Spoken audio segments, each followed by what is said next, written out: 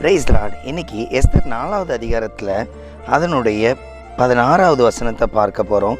இதில் எஸ்தருடைய உபவாசம். நான் என்ன பண்ணுறேன், என் தாதிமார்களோட உபவாசம் பண்ணி ஜெபம் பண்ணுறேன்.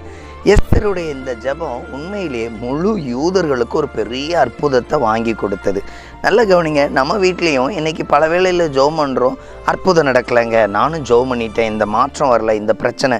எஸ்தரை விட நம்ம வாழ்க்கையில் பெரிய பிரச்சனை இருக்குமா? இல்லைங்க, எஸ்தர் ஒரு ஆளுக்கு பிரச்சனை இல்லை, அவளுடைய முழு இனத்துக்குமே பிரச்சனை. இவள் ஏறெடுத்த ஜெபத்தை கேட்டு ஆண்டவர் அநேக காரியங்களை மாற்றி கொடுத்தார், அநேக அற்புதங்களை செய்தார்.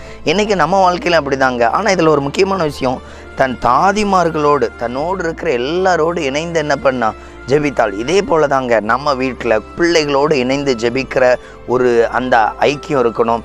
நம்ம ஒரு பிரச்சனை நம்ம மட்டும் கவலைப்படக்கூடாது, பிள்ளைகளும் ஏசப்பா எங்கள் வீட்டில் கடன் மாறட்டும், ஏசப்பா எங்கள் அம்மாவுக்கு வியாதி மாறட்டும், ஏசப்பா எங்கள் அப்பாவுக்கு ஒரு நல்ல வேலை கிடைக்கட்டும். இந்த குடும்ப ஜெப உறவு இருந்தாலே உண்மையிலேயே உங்கள் வாழ்க்கையிலையும் தடைகள்னு ஒன்று உங்களுக்கு முன்பாக நிற்க முடியாது. இன்றைக்கி நீங்கள் நிறைய பிரச்சனையை சந்திக்கிறீங்க.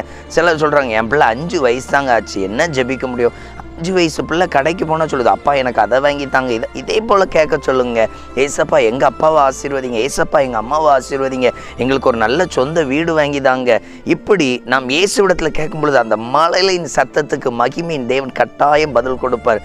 கலங்கிறாதீங்க, உங்கள் வாழ்க்கையிலே ஆண்டவர் ஒரு பெரிய அற்புதம் செய்ய போகிறார். ஆமேன்.